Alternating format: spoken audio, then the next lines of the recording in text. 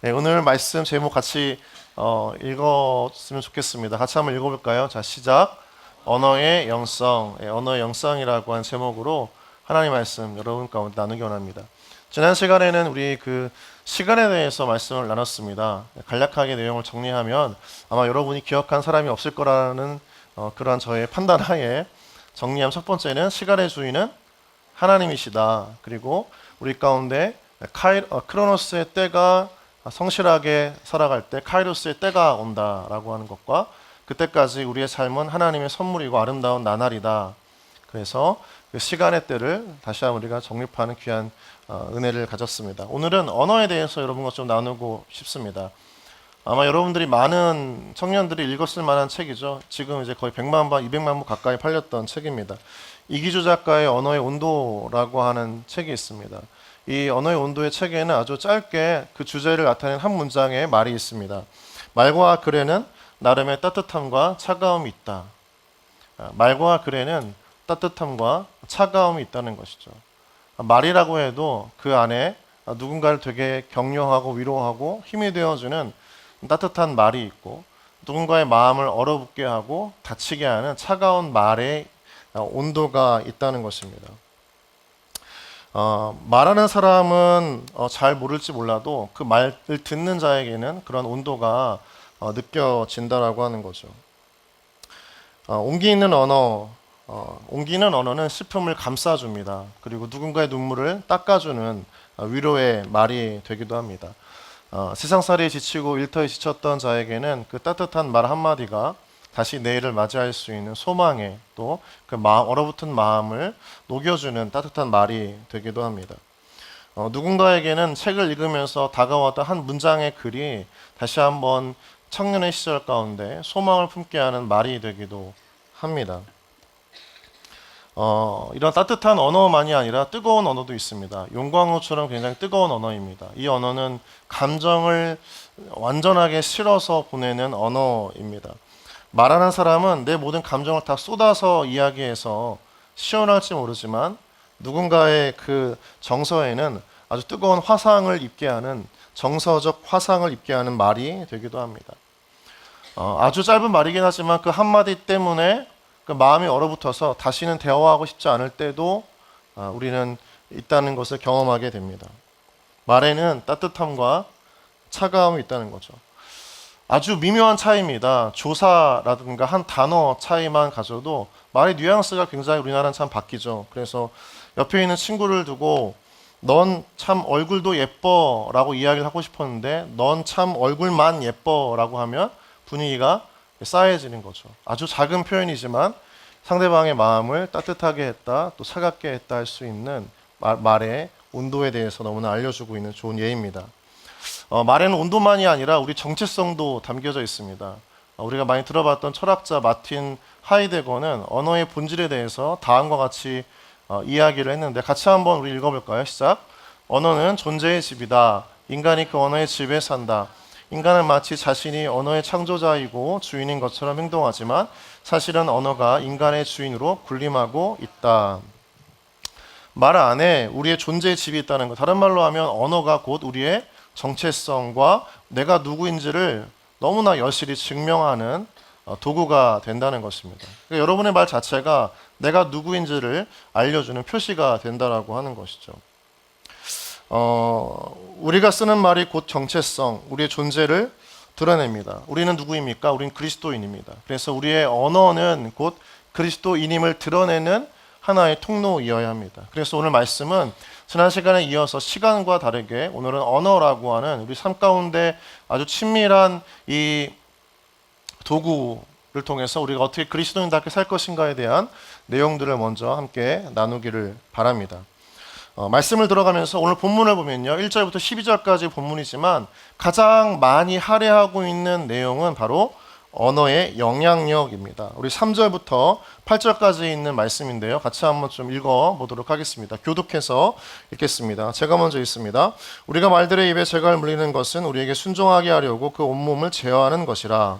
또 배를 보라. 그렇게 크고 광풍에 밀려나는 것들을 지극히 작은 키로서 사공의 뜻대로 운행하나니 이와 같이 혀도 작은 지체로 된 큰 것을 자랑하도다. 보라 얼마나 작은 불이 얼마나 많은 나무를 태우는가.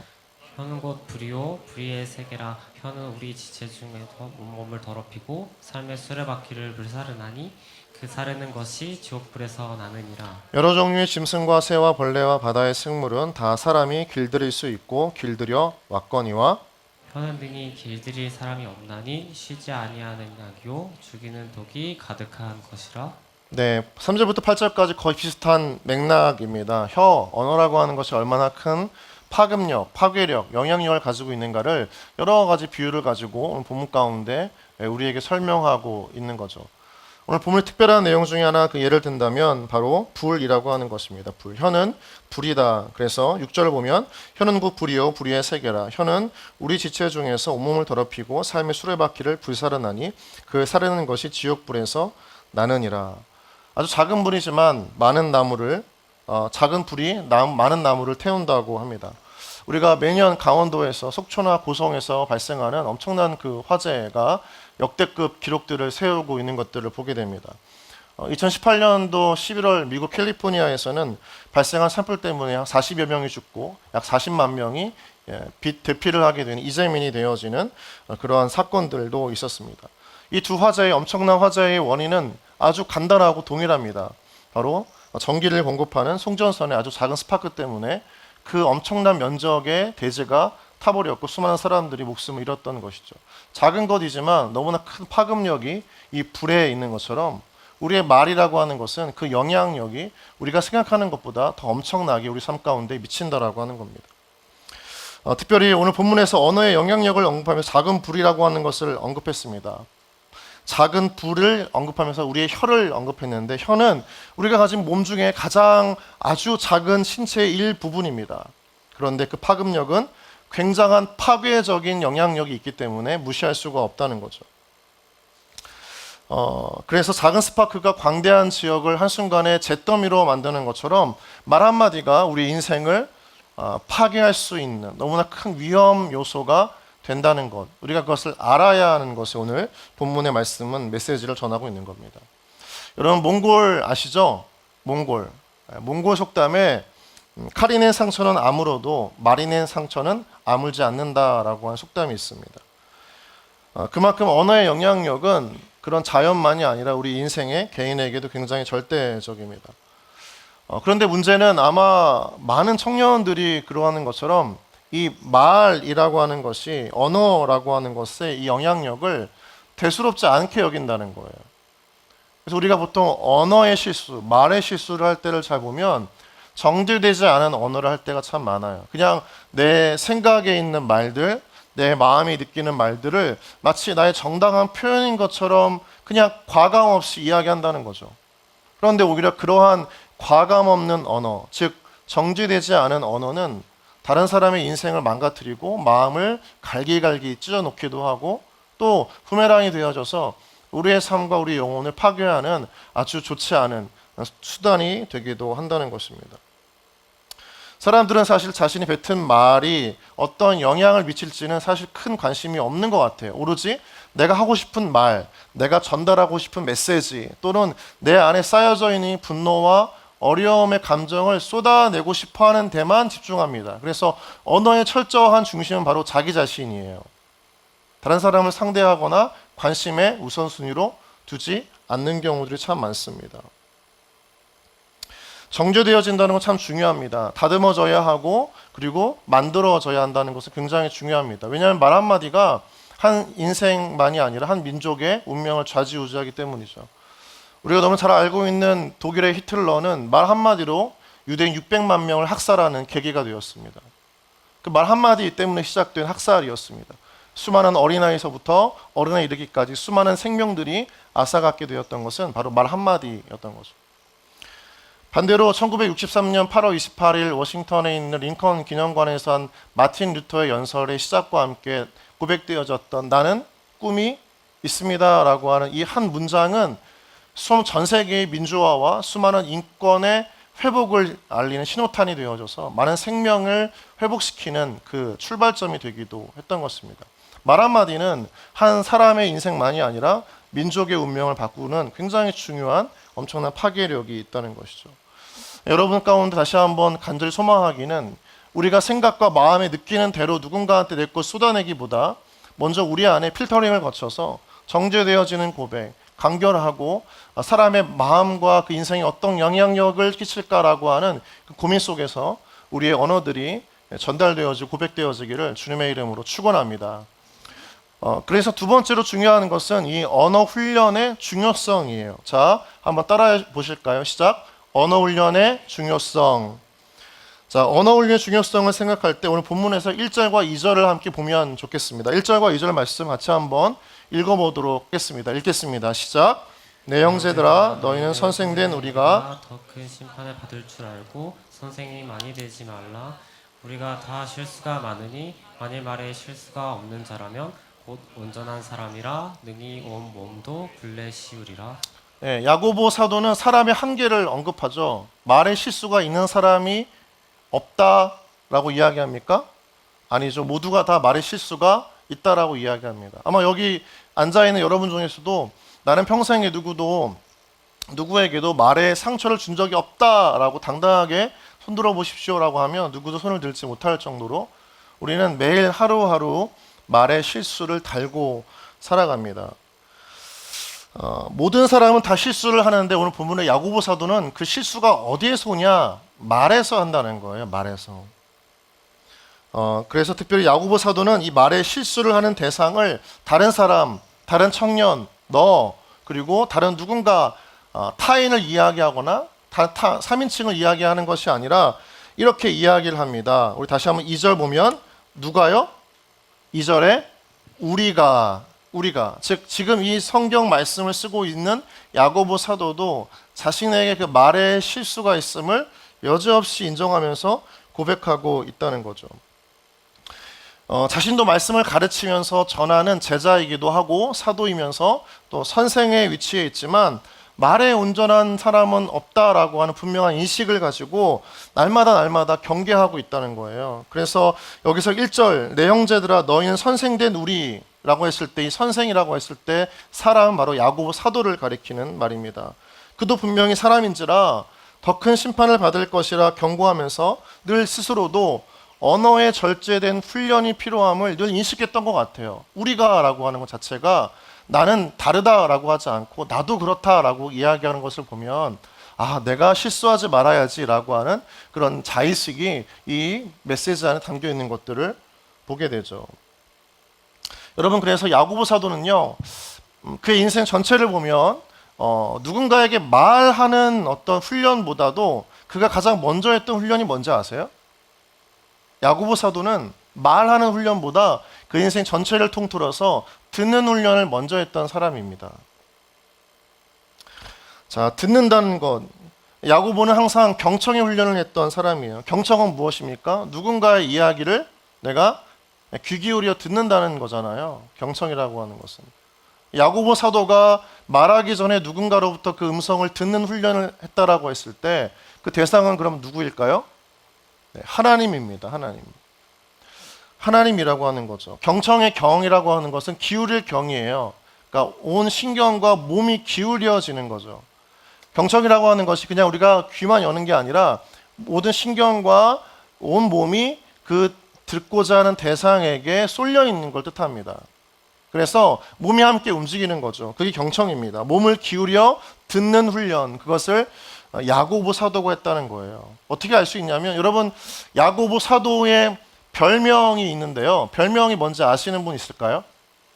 야고보 사도의 별명, 동물이 들어간 별명입니다. 아무도 모를까요? 낙타? 뭐죠 이거? 네, 낙타 무릎입니다. 야고보 사도의 별명은 낙타 무릎이에요. 왜 그런 별명이 지어졌을까요?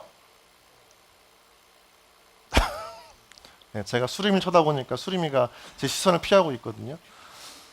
야고보 사도의 별명은 낙타 무릎입니다. 이유가 무엇이냐면 그가 하도 하나님께 무릎 꿇고 기도하다 보니 그 무릎이 낙타 무릎같이 이렇게 변형되어졌기 때문인 거죠.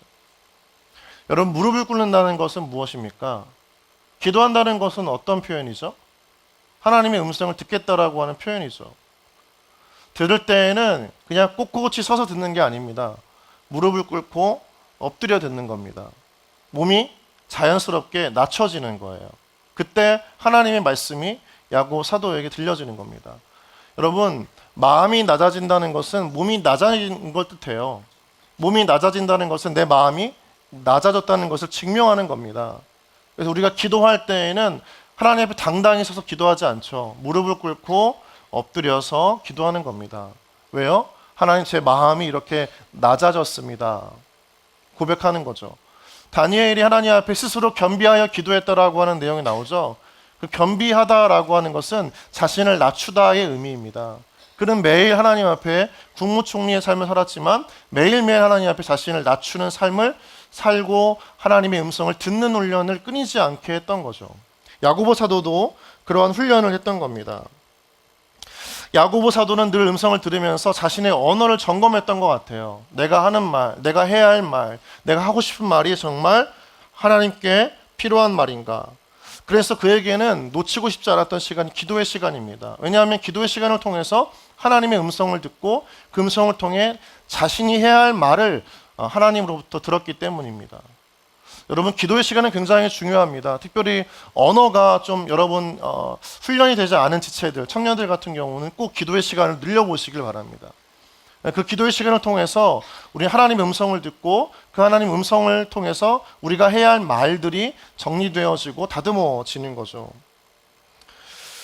기도 시간에는 우리 가운데 성령께서 우리를 다스리시면서 우리가 해야 할 말, 나 자신에게 세상에 해야 할 말을 가르쳐 주십니다.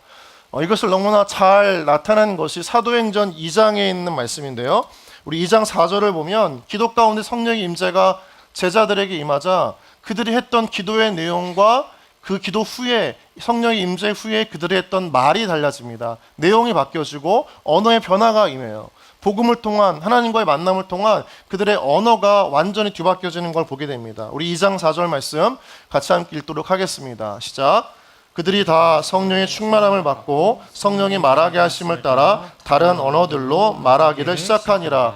굉장히 놀라운 일입니다. 기도하고 있었습니다. 그리고 그 가운데 성령께서 충만하게 임하셨다라고 한다는 것은 성령께서 그들을 다스리셨다, 주관하셨다라고 하는 의미죠.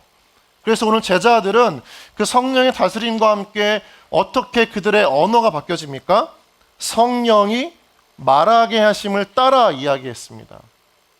즉 성령님에 의해서 그들의 언어가 컨트롤되어지고 훈련되어진 것입니다.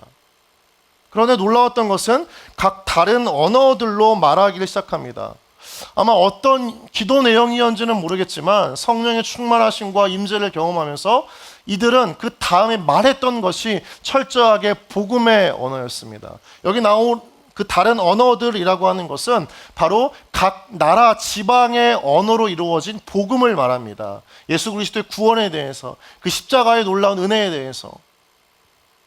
여러분, 우리의 그 언어 습관이 우리의 어떤 계획과 노력과 우리의 어떤 결심과 의지로 다듬어지는 것이 아니라 기도의 시간과 낮아짐과 엎드림을 통해서 성령님의 다스리심 속에 우리의 언어가 바뀌어지는 줄 믿으시기를 바랍니다.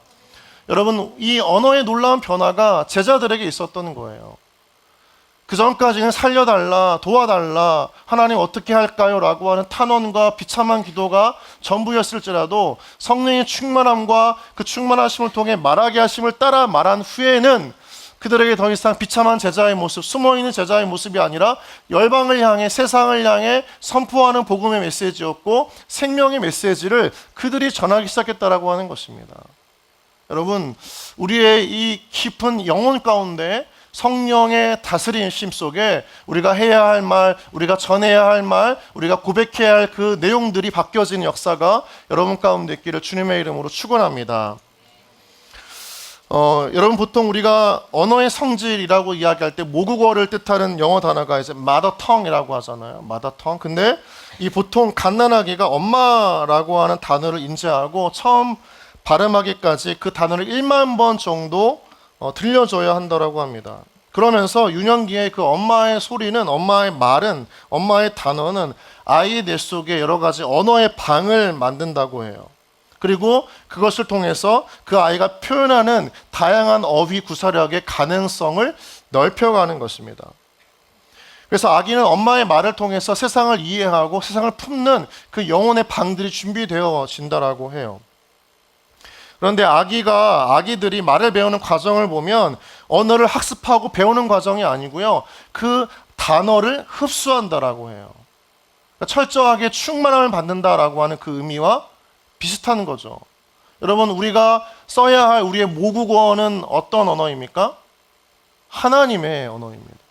우리가 써야 할 모국어, 우리가 흡수해야 할 모국어는 세상의 언어가 아니라 하나님께서 우리 가운데 주시는 하나님의 언어가 되는 것입니다. 그것을 성령의 충만함을 통해서 우리가 흡수하게 되어지는 것이고 우리 고백되어지는 것이죠. 그때 우리 안에 세상을 바라보는 생각과 그 사고가 정말 넓혀지고 풍성케 되어진다라고 하는 겁니다. 변화가 일어난다는 것입니다. 그리고 하나님의 말들을 하기 시작한다는 것입니다. 여러분, 여러분의 삶과 기도의 시간을 통해서 성령님께서 여러분의 언어 습관을 바꾸는과 동시에 여러분의 인생과 세상을 향한 하나님의 언어, 생명의 언어, 복음의 언어, 믿음의 언어를 선포하는 주님의 귀한 통로가 되어지기를 주님의 이름으로 축원합니다. 세 번째, 그래서 우리가 그리스도인다운 언어를 사용해야겠습니다. 우리 9절부터 12절 말씀 같이 함께 우리 읽어보도록 하겠습니다. 함께 읽겠습니다. 시작.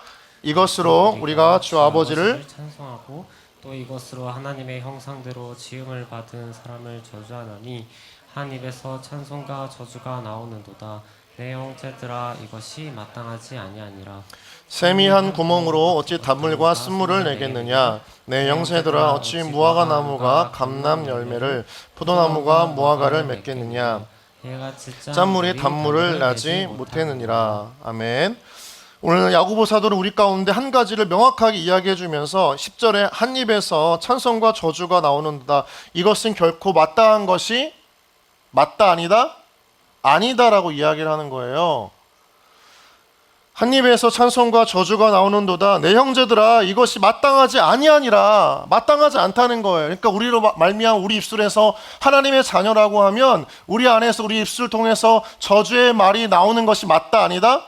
맞지 않다는 거예요. 다른 말로 하면 우리에게는 찬송이 나와야 한다는 거죠. 하나님을 드러내는 말, 하나님을 높이는 말이 우리 안에 당연히 나와야 한다는 것입니다. 그것을 훈련하라고 말하는 것이고 그걸 인지하면서 말하라고 한다는 것입니다. 그러면서 오늘 또 11절에 샘이 한 구멍으로 어떻게 단물과 쓴물을 내기느냐라고 이야기하는 거예요. 샘에서 나오는 물은 한 가지 맛입니다. 쓴물이 아니라 단물입니다. 쓴물이면 그 샘은 샘이라고 할 수 없는 것이죠. 죽어있는 물입니다. 죽어있는 샘이에요. 그런데 그렇다면 이 샘이라고 하는 것은 무엇입니까? 우리의 마음을 뜻하는 거예요. 우리 영혼을 뜻하는 것입니다. 우리가 쓰는 언어, 그 샘의 근원은 그럼 무엇인가? 우리 자신이 아니고요. 우리 안에 있는 성령님이라고 이야기를 합니다. 디모데후서 1장 14절 말씀 같이 한번 우리 힘있게 읽어보겠습니다. 시작. 우리 안에 거하시는 성령으로 말미암아 내게 부탁한 아름다운 것을 지키라. 우리 안에 무엇을 주셨다고요? 성령님을 주셨던 것입니다. 그러니까 나도 모르는 내 안에 깊숙한 영혼의 이 중심에 전부를 채워주신 것은 나라고 하는 자와 내 감정과 내 의지가 아니라 누구라고요? 성령님이라고 하는 것입니다. 그래서 우리의 언어는 곧 성령의 언어가 될 수 있다는 것이고 그 성령의 언어이어야 한다는 것이죠. 그래서 우리는 늘 인식해야 돼요. 아, 이것이 정말 지금 내가 그냥 내뱉기 전에, 감정을 표현하기 전에, 정말 내가 답답해서 억울해서 하고 싶은 말 쏟아내기 전에 이 말이 내 안에 성령께서 지금 말씀하게 하시는 언어인가? 우리는 늘 한 번쯤 고민해야 한다는 것입니다. 그게 맞다라고 하는 거예요. 여러분, 신앙생활은 거창한 것이 아닙니다. 유별난 것도 아니고요. 선교지를 향해서 막 목숨을 내어 던지는 것이 신앙생활의 전부고 그게 최고치가 아닙니다. 신앙생활은 아주 가까운 곳에 있습니다. 어디부터 있습니까? 여러분의 언어에서부터 있는 것입니다. 여러분의 언어를 통해서 사람들은 하나님을 만나고 하나님을 경험하고 은혜가 무엇인지를 깨닫게 되는 것입니다. 여러분의 말에 그 따뜻한 온도를 통해서 하나님의 사랑을 느끼게 되는 것입니다. 그래서 신앙생활은, 믿음생활은 멀리 있지 않습니다. 여러분의 입술에 있는 거예요. 여러분이 하는 말에 있는 것입니다. 그래서 여러분 이 시간 가운데 우리가 그리스도인으로서 사용해야 할 언어가 무엇인가? 바로 첫 번째 믿음의 생활, 믿음의 언어라고 하는 것입니다. 우리 한번 마가복음 11장 23절 말씀 같이 읽겠습니다. 시작. 내가 진실로 너희에게 이르노니 누구든지 산더러 들려 바다에 던져지라 하며 그 말하는 것이 이루어질 줄 믿고 마음에 의심하지 아니하며 어떻게 해요? 그대로 되니라. 아멘.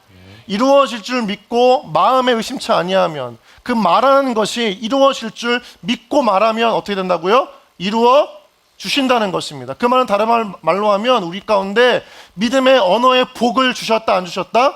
주셨다는 것입니다. 할렐루야. 여러분 삶 가운데 하나님께서 주신 놀라운 은혜 중에 한 가지가 무엇이냐면, 수많은 것들이 있지만 우리의 믿음대로 고백할 때 하나님께서 그 인생 가운데 그렇게 역사하신다는 그 분명한 사실이라는 것입니다. 여러분 믿음대로 말하기를 주님의 이름으로 축원합니다.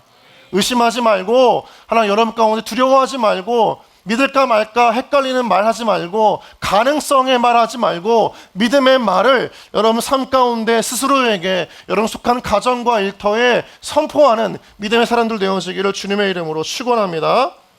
하나님 중요하게 여기시는 것은 바로 언어는 믿음의 선포, 믿음의 고백이라고 하는 거예요. 크게 입으로 외치는 겁니다. 그래서 여러분 우리가 기도할 때요, 기도할 때 그냥 종알종알 기도하거나 막 침묵하면서 마치 옆 사람이 들으면 어떻게 하나 하나님 이렇게 기도하는 게 아니라, 사실은 믿음의 언어는 어떤 언어예요? 외치는 언어고 선포하는 언어예요.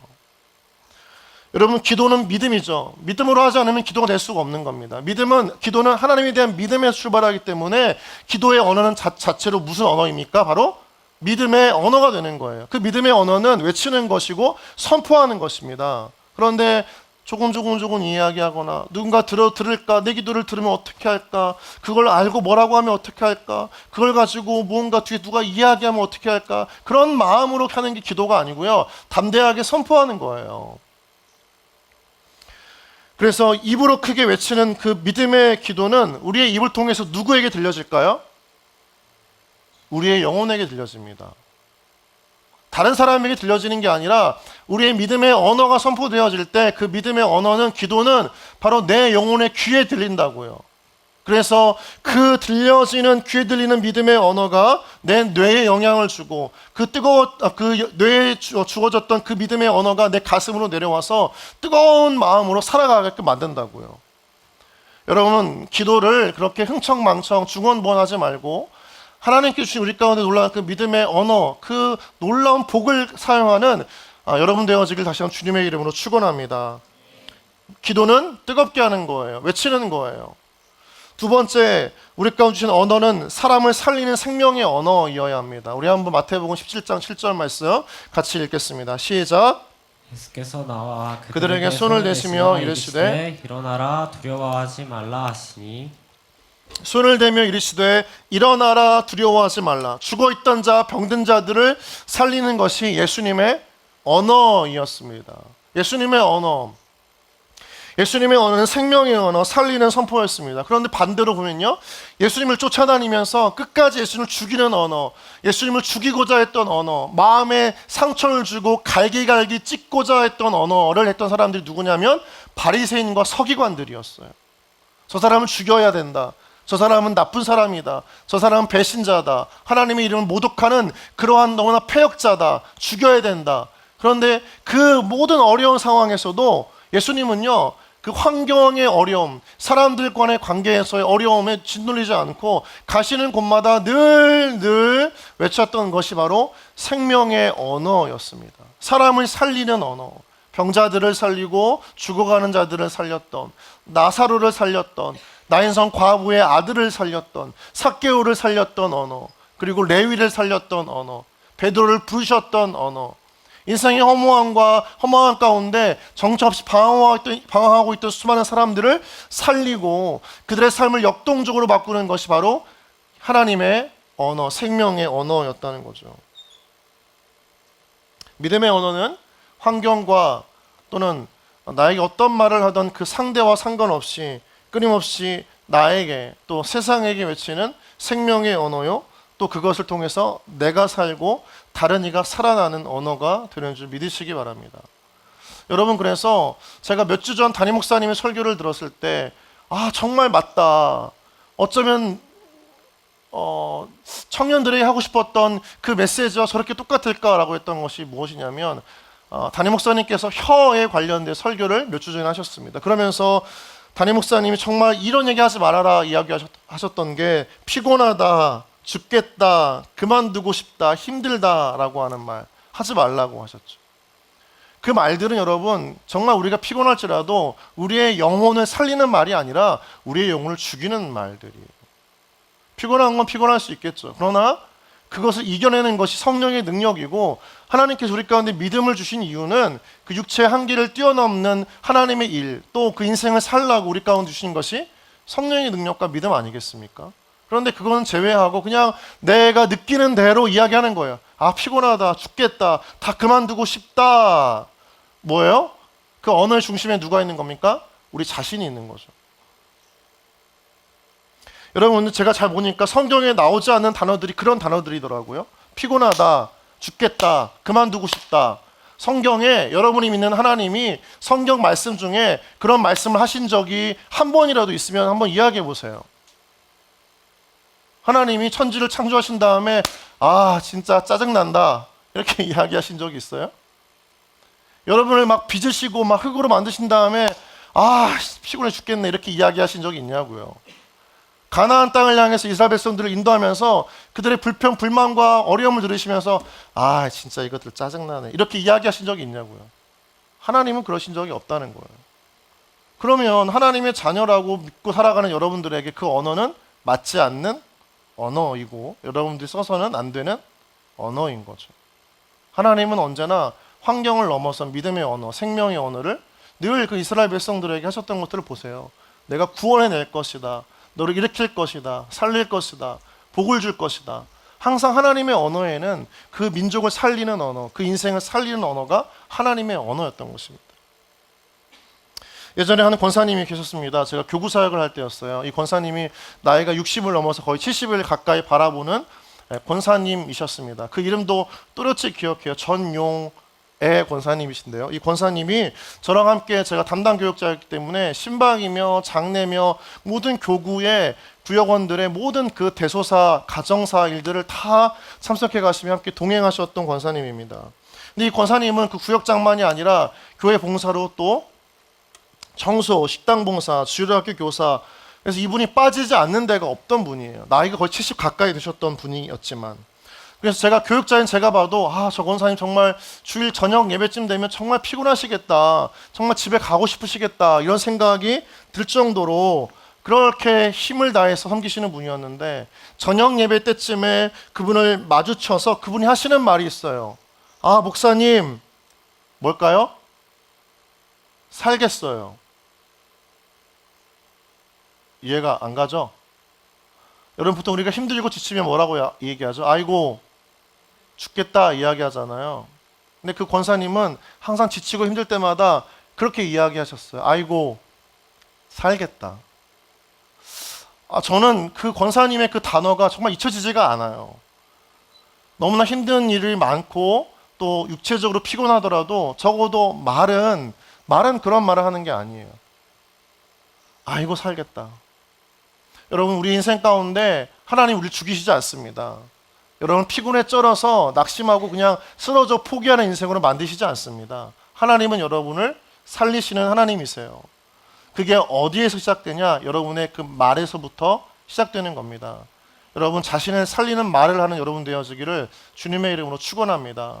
짜증나, 그만두고 싶다, 포기하고 싶다, 그런 말은 다 누구나 할 수 있어요. 하나님 안 믿는 사람도 하고 믿는 사람도 다 할 수 있어요. 그런데 하나님 여러분 가운데 믿음을 주시고 성령을 주시고 은혜를 주신 이유는 그럴 때 그런 말 하라고 주신 게 아니에요. 할 수 있다, 해보겠다, 다시 일어서겠다. 하나님은 역사하시는 하나님이시고 일하시는 하나님이세요. 그 하나님 믿고 우리가 살아간다면 우리도 할 수 있지 않겠습니까? 적어도 청년의 때에는 그런 믿음을 가지고 여러분들 살아야 되지 않을까요?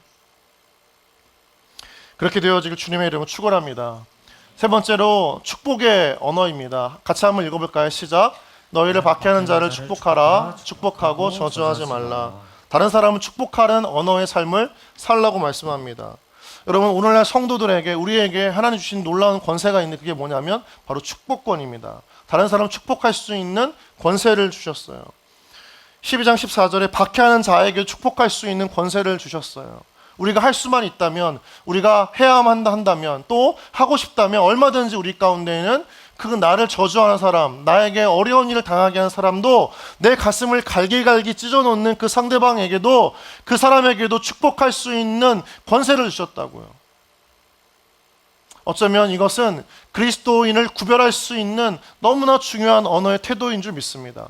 사람들은 누군가가 나를 저주하면 똑같이 저주하라고 이야기해요. 나에게 어려운 일을 당하게 하면 똑같이 복수하는 것을 마땅하게 이야기합니다. 적어도 나에게 쌍욕을 했으면 나도 쌍욕이 뒤지 않을 만큼 욕을 하는 게 당연한 거라고 이야기합니다. 그렇게 안 하면 바보 천치라고 생각하고 무능한 인간이라고 생각할 수 있습니다. 그런데 우리는 그때 무슨 말을 하는 겁니까? 축복의 말도 할 수 있습니다. 하나님이 그런 권세를 주셨다고요. 하나님의 DNA, 하나님께 우리 가운데 심어주신 언어의 가장 놀라운 권세는 바로 이 축복에 있는 줄 믿으시기 바랍니다. 하나님이 그렇게 역사하시겠다는 거예요. 무너진 가정, 쓰러져가는 일터, 여러분의 인생을 향해서 또 다른 누군가를 향해서 축복할 때 하나님께서 그 축복의 기도대로 이루어주시겠다라고 말씀하신 거예요. 다른 말로 하면 여러분을 통해서 다른 누군가 복을 받는 통로로 하나님은 정말 만들기를 원하시는 거예요. 그러니까 우리는 당연히 그런 말을 해야 한다는 거죠. 그런 말을 꼭 하기를 바랍니다. 여러분을 통해서 남을 저주하고 비방하거나 험담하는 말이 아니라 남에게 놀라운 인생의 복을 허락하는 그 하나님의 축복의 말을 하는 여러분 되어지기를, 그래서 여러분을 통해 누군가가 복받는 자 되어지기를, 그것이 가정과 일터가 되어지기를 다시 한번 주님의 이름으로 축원합니다. 마지막입니다. 네 번째는 격려와 칭찬의 말입니다. 우리가 알고 있듯이 켄 블렌차드라고 한 사람은 칭찬은 고래를 춤추게 한다라고 하는 책을 지었습니다. 그만큼 놀라운 은혜가 거기에 있다는 거죠. 그런데 반대로 비판을 잘하고 부정적인 말을 잘하는 사람은 자아상이 어둡습니다.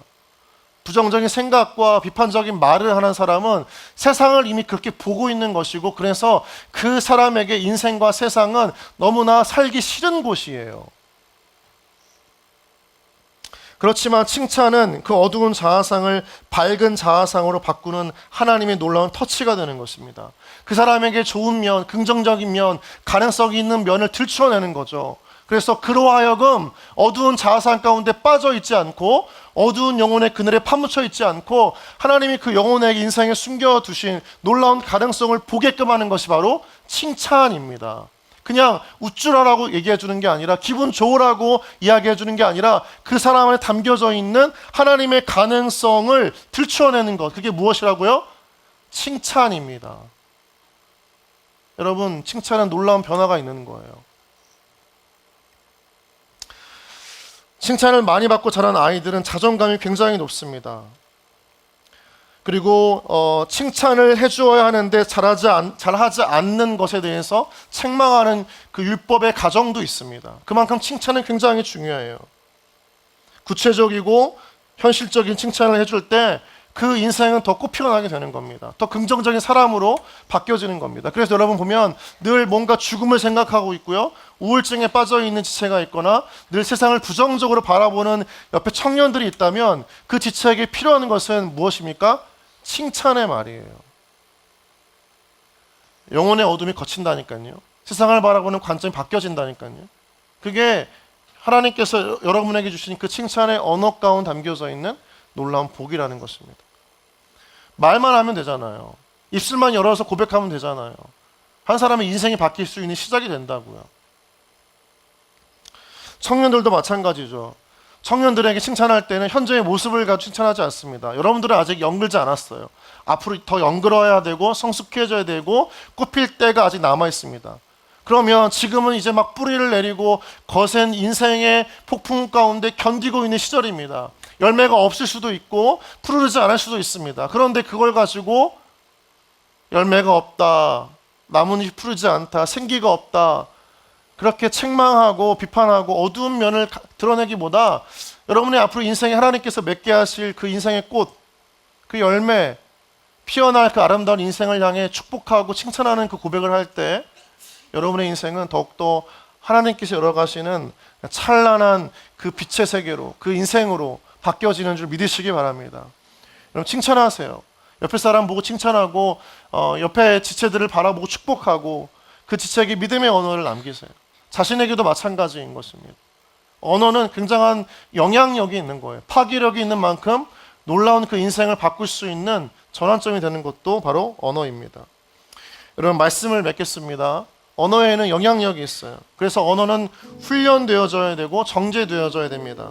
우리는 그리스도인이기 때문에 성령님께서 우리 안에 계시고 성령께서 성령의 언어를 하기 원하시고 하나님의 언어를 하기 원하세요. 그 언어는 믿음의 언어예요. 이루어지지 않았지만 믿음대로 이룰 것을 고백하고 나아가는 그리스도인들에게 역사하시는 믿음의 언어입니다.